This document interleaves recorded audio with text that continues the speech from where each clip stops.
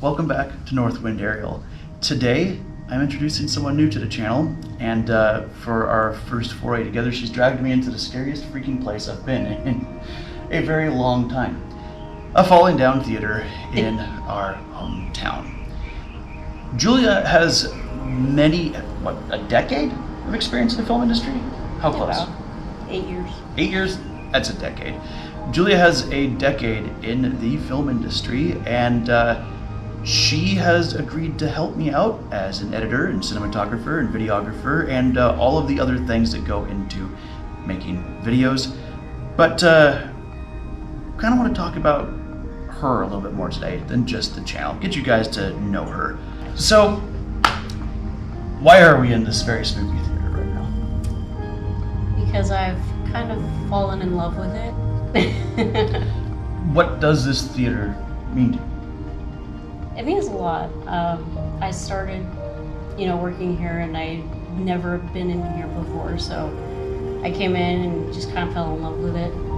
And the guy that was working on it asked me to document everything, and I just kind of fell for it. I can feel that. Do you, off the top of your head, quick history of this theater and the name of it? So this is the Tower Theater here in Willows. It was built in 1949, and it is actually a cluster of different theaters along with I-5, even though it was before I-5 when it was built. And there's one in Chico, there's one in Woodland, Sacramento area. They're all up and down NorCal. And one just happens to be here. Are there any? I know there's the one in Chico. Are there any that are still operational? Yes, I think the one in Sacramento is. God, I remember that now. I think it is. So you're on the Film and Arts Council for Glenn County? Yes. Is that the proper name of it? Yeah, Cool. Glenn County Arts and Culture. Perfect, cool. And are they kind of the ones that are spearheading on this project, or is this just more? No, this is actually my own thing. Okay. When the previous person left, I got in contact with the owner by writing her a letter and said how much this place meant to me, and that I didn't want to sit here seeing it rot. So I told her how much it meant to me, and that I was promised so many things because my grandma died while this place was being worked on, and I was promised, a plaque in her honor, and I never got that. But even if that doesn't happen, it's just purely the fact that my grandma saw my very first episode of Saving Willows, and she got to see the happiness that it brought me, and she wasn't the kind of person that was emotional or really, explain much, but she was like, this is really good, Julia. Like, I'm happy that you're doing something that you like. And then she passed away a couple weeks later, so. Saving Willows, let's talk about that for a little bit. What is Saving Willows? So Saving Willows was originally about this theater, but it's also about the town of Willows, and all the history that has happened here. And not a lot of people know about it, and not a lot of people care to know about it. But for the first series of Saving Willows, I did a lot of digging myself and learned a lot of stuff that I didn't know before. I found out that my great-grandpa helped the people at Grindstone, and that was while I was working here. And I just dug into a whole bunch of different things that I didn't know. So it was kind of like finding my own past here. And so that kind of just puts everything together, and you're just like, feels like home. that is definitely near and dear to my heart, because especially one of the videos sort of in the same vein of Saving Willows that I've done, the Hidden Gems of Northern California, letting people know, because Northern California is such a kind of forgotten part of the state sometimes, letting people know the cool things they can go and hike and see, the cool places they can go and eat, and then a lot of the history of stuff going up here, because especially Willows, near and dear to my heart, obviously, born and raised here, But then my grandfather being on the plaque out there at the airport for helping start the air tanker program, that has led to basically how all modern forest fires are fought now. So right there with you on that. Yeah, and I'm born and raised here too. I have 100 years worth of history here, so I mean, we started out with a dairy farm, and you probably know the family that owns it, owns it now. But yeah, we had a dairy farm, and we had a barn out there, and then in the year I graduated from high school, it burned down. So that was a really big rip to the heart. I can see why. Yeah. So, how did you get into the film industry? So I started with helping out a friend in Paradise, actually, and he had just graduated from San Francisco State and with a film degree, and so he was looking for people to help be on the crew and as well as be in the film that he was doing. I specifically told him I wanted to be on crew because I wasn't into the whole acting thing. Yeah. But I auditioned anyways, but I was able to make it onto the crew, and it was so fun. It was fun learning everything, because like it was my first experience of knowing how to do certain things, like time-wise, like how to plan everything out and get the right places in order and make sure you have those things saved for a certain date. And because nothing is filmed like Continuity is probably Yeah. the best term. It's all filmed randomly. What's Gotcha. easiest first, and then the hard stuff last, or the hard stuff first, and the easiest stuff last. I don't even realize it, but I do that myself. I usually like to try and film things from beginning to end, and then edit from beginning to end. And then one of the videos I'm working on for my partners, I filmed the end of it and then the beginning, and now I have to film the middle because I got to break out the green screen because that's the only way to explain a bunch of stuff going on. So there's going to be me in 4 different shirts and probably 3 different lengths of hair and beard in one video. So continuity is not my strongest suit. Yeah, and that's one of the things that I had learned. I mean, after that specific project, I met with Nancy Hamilton. She was a caregiver for my grandma, and we met in 2015, and for 2 years we didn't really talk much, but once I found out that she was into the film industry, I was like, hey, we should do something together. And that's around the time when the campfire happened, and she was doing documentaries for the campfire. She did one at the time of the fire, and then one a year later. And then after that, we started our film on Fire on the Ridge. I want to talk about Fire on the Ridge and your other works, but take a couple steps back to your first foray into the film industry. What jobs did you do starting off as part of the crew? So like in the very beginning, I didn't do anything camera-wise just because I had my own style of working with cameras, and I wanted them to do their thing. And that's usually the number one rule with directors, is you don't tell the director what to do. Been there? Well, I mean, I have not done that to a director, but I've seen it. You've seen what happens when someone says, hey, I want to do it that way. Yeah. It's a big no-no. Yeah. But I did everything. I mean, it was everything from like doing special effects stuff, or working with lighting, or audio, or holding a boom mic, or something like that. And it was always fun. I remember one night we filmed in the entire night, and I was next to a hose, a faucet, to make sure that there wasn't a fire that happened in the backyard of this guy that lived in Paradise. Oh boy. Because they had a bonfire going. And I was like, yeah, someone should be next to the faucet. Safety officer is a real thing. I mean, we have that in fire department, have that in search and rescue. Pretty much anyone who just having someone to look around and go, hey, let's not do that, can sometimes prevent disaster. And with the fires in Paradise, the last thing you want is to cause any more disaster over there. But that wasn't my only time working with fire, actually. I'll go on. Fire's near and dear to my heart. So when Fire on the Ridge, we were doing Fire on the Ridge, we had to do the bulldozer scene. And a very nice guy out in Oroville, Bobby O'Reilly, he actually used a bulldozer to move stuff out of the way for cars to go through. And we went out to a junkyard in Oroville, and they had a bunch of old cars on top of each other, and they lit that thing up in the middle, and and it made it look like he was pushing them all out of the way. But it was very interesting.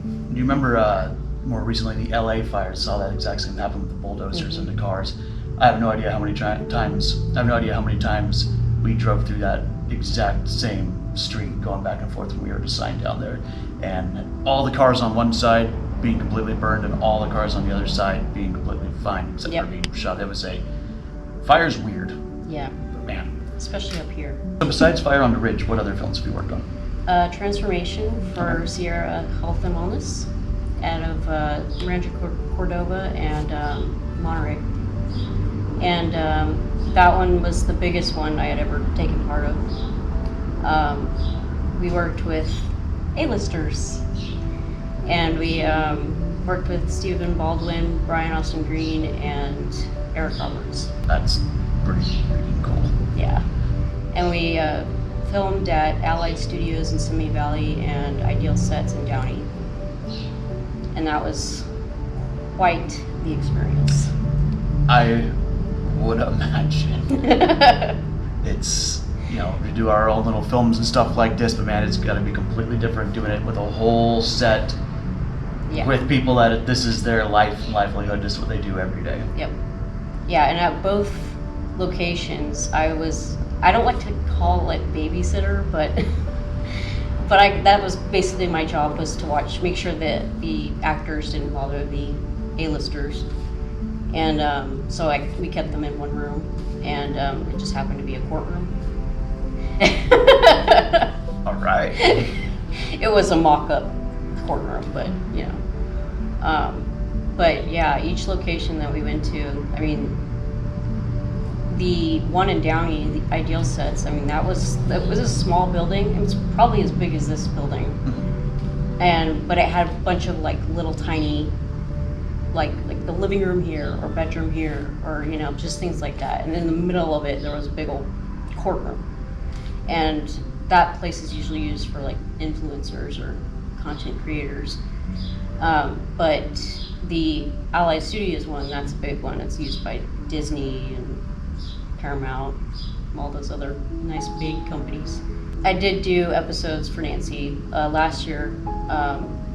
There were 3 episodes called Stories Jesus Told. Okay.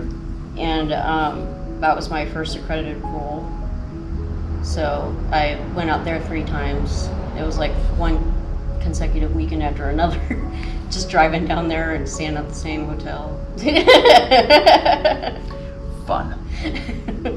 But hey, that's part of the job. And all experience too. It's amazing, just with this little startup thing, of how much experience I've gained just figuring it out as I go along. Yep, it's all a learning process. Oh yeah. So you helped out on the crew, behind the scenes, all that sort of stuff. How did you get your start into editing? That was actually back in high school. Oh really? Yeah, I was a sophomore. I started when I was a sophomore. I was making videos for our class, because we obviously, in our school, we had a tough time, let's just say. One way to put it, yeah. So we were all pretty traumatized and depressed and all that great stuff. So I wanted to bring laughter to everybody because of all the depressing stuff that we went through. And that's how I came up with the name Laugh Productions, or my production company. And the name just kind of stuck for it. It's kind of how Northwind Ale started. I was because many years ago, my wife and I used to brew our own beer, and I've always loved Northwind. Everyone else here hates Northwind, but it's always been such kind of an integral part of my life, farming and everything. I'm I'll name it after Northwind, and then I'm Northwood kind of sucks sometimes when it blows really, really hard and everything catches on fire. So I've had a bunch of people giving me shit about my name. But it's one of those things that just kind of, we were going to make Northwind Brewing when we were doing beer, and then that kind of, we stopped drinking as much beer and everything, and just got I remember busy. you. It was fun. I really enjoyed it, but it was one of those things of just kind of moved on and whatnot. And then like the whole videography thing, I was like, Northwind Aerial Imaging. It kind of started, I originally started as kind of a business for drone services and whatnot, and then it just kind of moved away from that into kind of like you did, enjoying making people laugh, enjoying entertaining people, enjoy scaring them sometimes too with a lot of the drone stuff, and just kind of stuff. Yeah. And it kind of, for me, it sounds more like native. Mm-hmm. Precisely. Yeah, it's anyone who hears Northwind is going to go, oh, it's probably from Northern California sort of thing. Anyone here knows immediately what it is.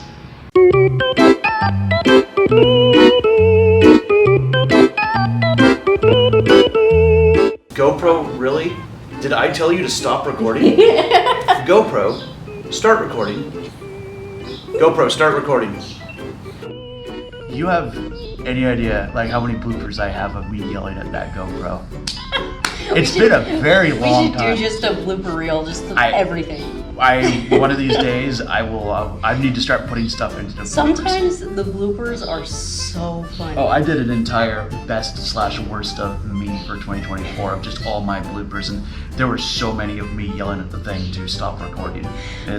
I still have a picture of when we were filming Transformation, a couple of scenes in Orville, and we had the clapper, and on the clapper it said human shield, because we were using a baby.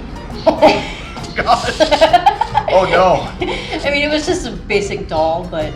Still. Yeah. Baby meat shield. Yeah, that's basically what it said on there, but it was of this guy who was basically using the baby as a way to be like, don't shoot me, I got a baby. Yeah. Yeah, that kind of thing. But it was just funny because on the clapper it said human meat shield. Good Lord. And I was like, this is the best parts of working in the film industry right here. There's been so many times that, I know we're completely going off the rails from the question I asked. Like I was filming the end of a small documentary I put together about the history and use of drones in modern warfare, and it was an evening I went out there and filmed. I had a specific scene in mind. I went and climbed down into this creek, and I'm in full camouflage, vest, helmet, and I'm carrying my dummy, Mr. Abernathy, who is dead now. I'm actually, once I finish here, I'm going to go record a video on him because he deserves it. He's been run over by a mower, like an orchard mower. And I didn't realize it till I was out driving and checking water, and I found his foot laying on the ground, and I went, oh, that's right, I forgot to take him out of the weeds from the last search and rescue exercise. Oh no, his head is crushed and he's missing an eye, but we're going to turn him into a servitor, so don't worry, we'll be fine. We're going to turn Mr. Abernathy into a drone. Stay tuned for that. Spoilers, Mr. Abernathy's dead, if this video comes out before that one. But I carried Mr. Abernathy down into this creek, and I'm sitting there in full battle rattle with Mr. Abernathy. He's in full battle rattle, and I'm sitting there on this portion, and I've got my rifle, and I'm smoking a CBD cigarette, and all I do is stare at the camera, and all I do is say, hopefully. Because that's like the last line I wanted, and I had to sit there, and I recorded that so many times of me just sitting there different off like this, like sitting by my helmet on, and there's probably like a dozen different cuts of me just sitting on this rock in the middle of a creek with a dead dummy next to me in full battle rattle with a rifle and just going, hopefully. I have to see that now. I will show it to you, but it's like that's what you're describing too. It's like there's so many different things, like in the context of making films, making movies, making stupid, silly YouTube videos. Like when you see the final product, you're like, yeah, that hits home. That makes sense. A guy using his baby as a meat shield, it's fine. But like behind the scenes, you're just like, this is some morbid shit. Yeah. What made you say yes to joining and helping me out? Seeing your videos, and realizing they needed a lot of work. they actually are very, very good. Like you do a good job. Like no joke, but it started off with me wanting to get help for my videos because, kind of doing it by yourself is hard. You don't say. Yeah. And I'm sure you'll completely agree with this. There's a lot of great ideas for a lot of videos you have, and you realize in order to do it properly, you're gonna need more production value than just one person with a camera. Well, Julia, I'm really thrilled to be working with you on your projects and my projects, and be looking forward to videos from Julia coming soon as she starts trying to make coherent videos out of the nonsense that I send her. Hey, don't we all do that? We do. All right. Thank you all for watching, and we will see you next time.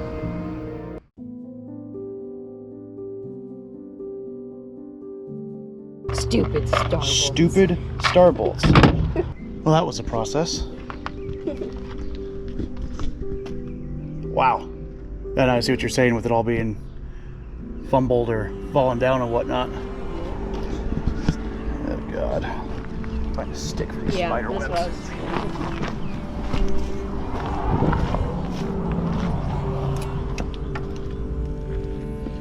So now I see why you're like, oh, we don't need any lights. I'm like, oh, you never know. I was expecting it to be like dark and then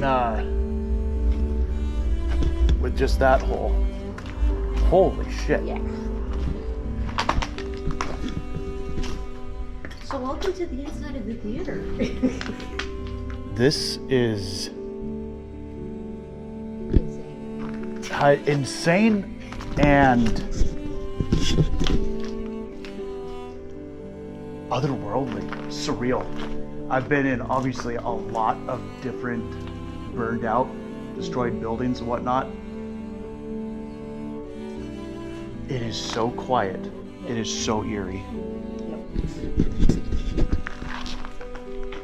And these are actually the original doors too. There's one on the staircase. I don't know how that was. Wow. Those stairs are scary. Yeah, they are. Yeah, we had to climb up those on a ladder. No, thank you. Like literally, we were here for about 3 minutes, and we had someone asking us if we had bought the place to put movies back here. So obviously there is a market for it. Yep.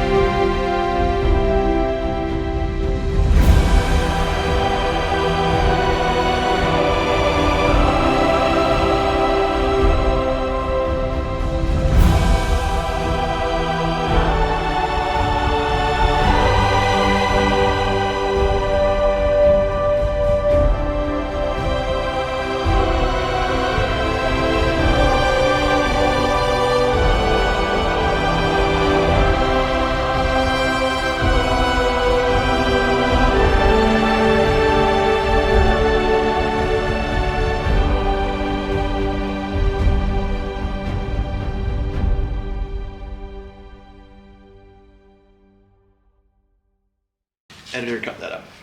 Yes, sir. Blooper